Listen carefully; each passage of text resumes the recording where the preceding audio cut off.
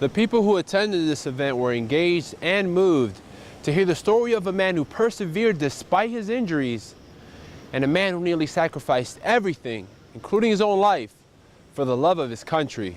Shortly after watching the September 11 terrorist attacks, Shiloh Harris had to join the U.S. Army. I knew that was my calling. On a visit in August to his hometown of Coleman, Shiloh shared the hard-fought lessons he learned while serving. Lessons he couldn't have planned. I'm very fortunate to wear these scars. There's so many men and women out there that have served in the military that look like this on the inside. Shiloh's life took a drastic turn in February of 2007 on his second deployment to Iraq. He was one of 5 soldiers traveling in a vehicle that struck an IED. 3 of his friends died. I'm looking in the mirror and I'm looking at all these scars. I'm looking at my ears missing.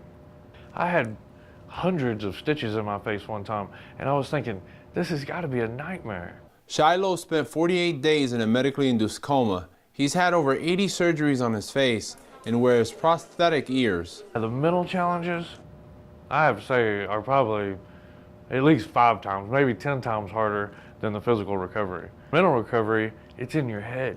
You're talking to yourself. Harris travels around the world as a motivational speaker. He says speaking about his experience is therapeutic, but he's also managed to change a few lives along the way. You saved my life. You changed my life. That gives me a purpose. That gives me an opportunity to serve. And that fills me with joy again. You can find Shiloh's book Steel Will at most bookstores and on Amazon. The book is also being turned into a film.